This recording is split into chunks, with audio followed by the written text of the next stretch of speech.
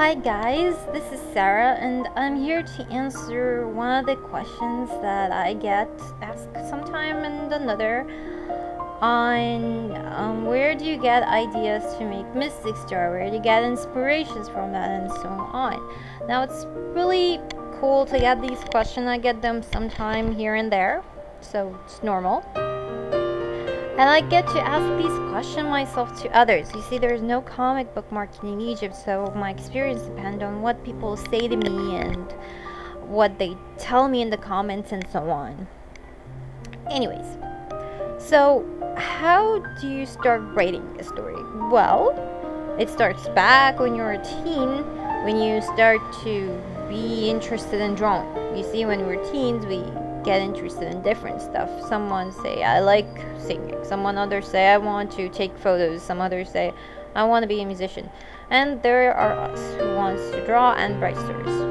And there are people who said no, I want to draw, and other ones say I write stories, so why not work together? There are also people like that. Not everyone can do both. Anyways, when I was young I was the same thing. I played the piano, I performed on stage, I did all things you can imagine, but what stuck with me was drawing. And when I was about 12, 13, I started to understand more about anime. I know there was Disney. I loved Disney. I know there was these looking things or animation things which I used to think it was American, because there was Spider-Man, and well, they did cool stuff like Spider-Man. So yeah, whatever. Anyways, when you're 13, 14 years old, you still don't have that amount of information or amount of knowledge or experience, to be precise, to create your own story.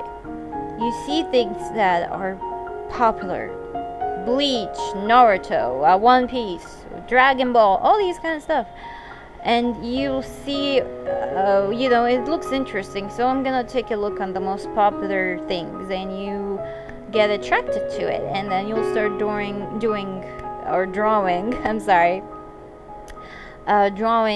fan-based stuff, or maybe write fan-based stuff out of these things, which is completely normal.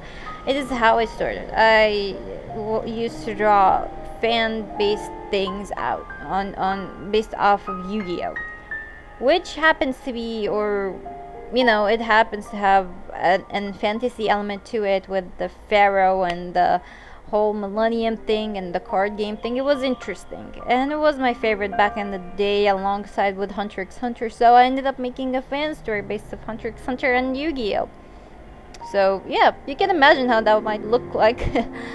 Anyways, it's fine in the beginning to start doing this way you're gonna get experience, if you can, or you see yourself if you can write, because a lot of people might think that they can write a story or draw it.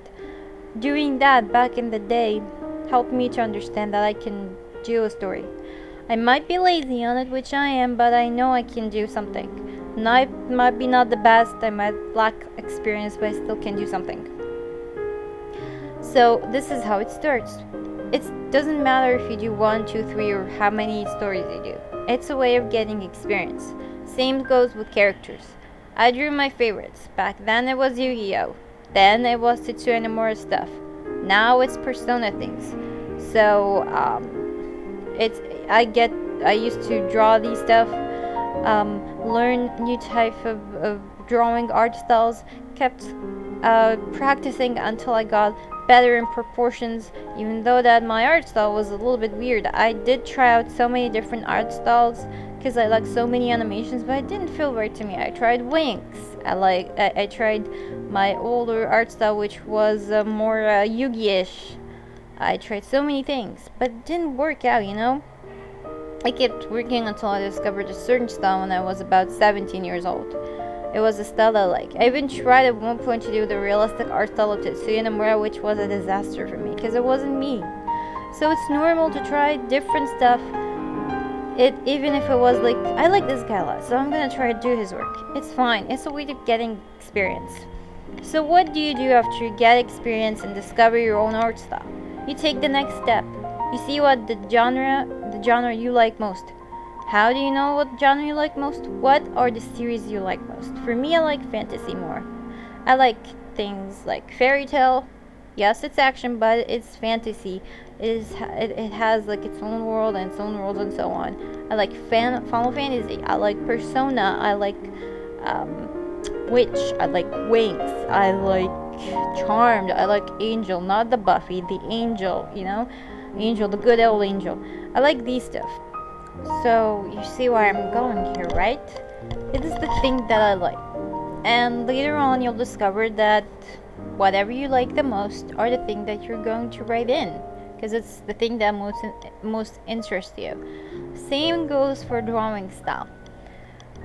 You'll find yourself attracted to a certain art style that I won't say you'll do a copy paste thing out of another person's work, but it will have the same feeling, For me, I like things or characters that are able to express emotions with their whole body, with the face, the experience of the face, and so on. And that works for characters like Final Fantasy for me. Sometimes Persona. The characters of Persona 3 looks like their personality fits so much their design. And so on like that. I like Witch because the characters are able to express all the whatever they're expressing with their whole body, which is something that I like a lot. And so that is something that I would apply in my drawing. Now, of course, you're going to take some time to develop your own art style, your original one. You see, until not too long ago, my art style, yes, I knew it, but there was things like it looks stiff and it needs improvements and so on. And I looked upon anime designs. I took notes of eye shapes and hairstyles and so on like that.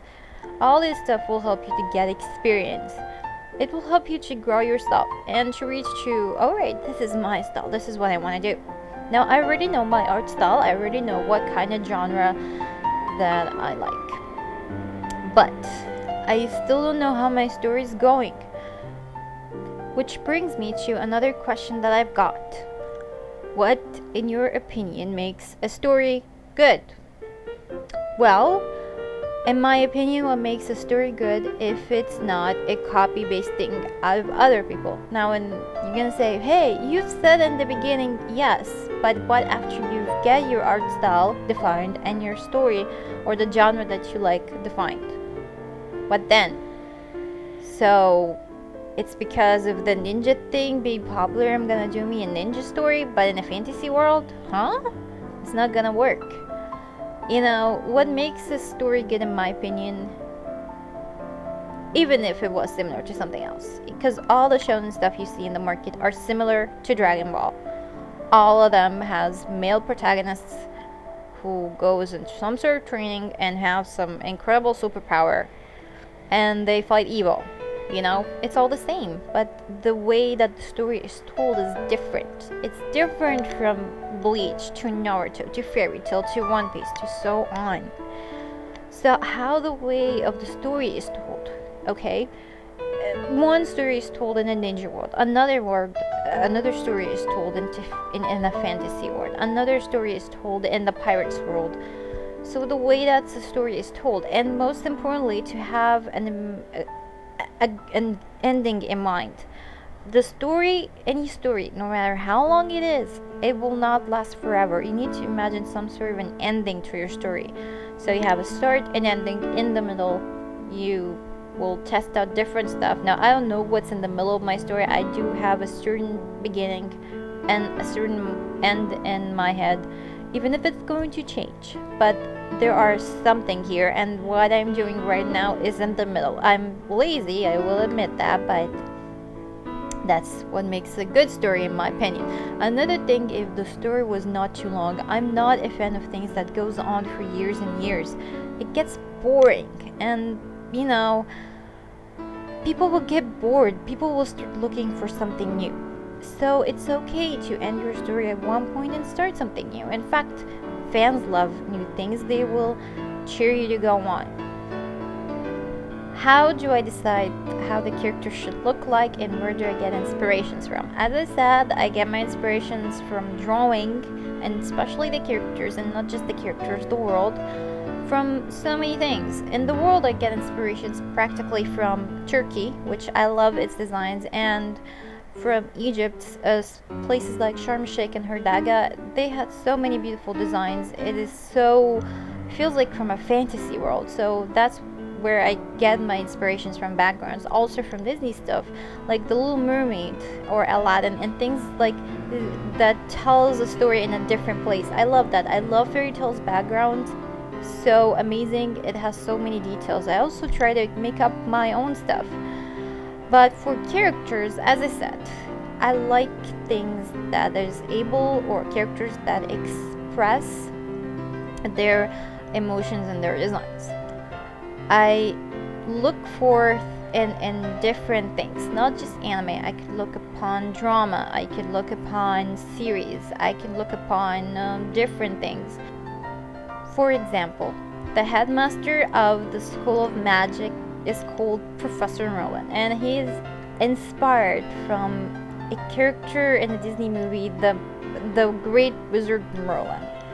And I'm serious, I've got my inspiration from that movie. I can't just remember its name right now. So I've got inspirations from everything around me. I used to say like a certain anime, but then I opened my eyes to a lot of the surroundings, and I found there's so many things I can get inspired from. You know, even window shopping could inspire me to do a certain clothes design for characters. You see, I'm a person who don't want to give my characters a permanent look like a lot of animes. I want to give them like a changing look here and there. So even just window shopping inspires me to think of different outfits for the characters. That's why my characters don't have the all so cool unique thing, even though I do have some so cool unique designs that they can go on with, and that doesn't change through the series, but that's not what I want, you know?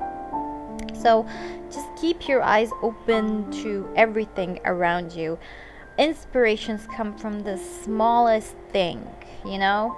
Anime, when it started in Astro Boy was inspired by Disney.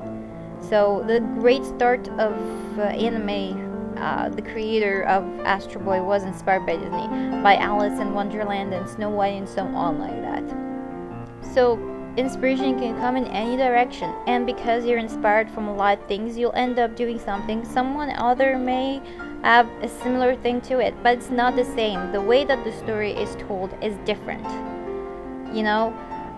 So keep that in mind. Even in the ancient civilizations, there was things that are similar to each other. Ancient Egypt had a god of death called Anubis. In Japan, it's the Shinigami. So there you have it. Even in old times, things happen to be similar, but just, I guess, the way they are presented are different. So in the end, what makes a story unique is the way you tell it. You know, you'll get a lot of criticizing in the start. I got that. Thanks to that, I was able to overcome a lot of the mistakes that I've got in the past. I still have a long way to go though, but I am better. I'm not the best, I am better from my older me. So that's what the most important thing. Better in storytelling, better in character designing, better in so many things. My older work. Some people say, oh, you got inspirations from a certain anime or a certain game. I told them, yes, correct. But then I would stop and redo it again if I feel like it's not the thing that I want. It's cool.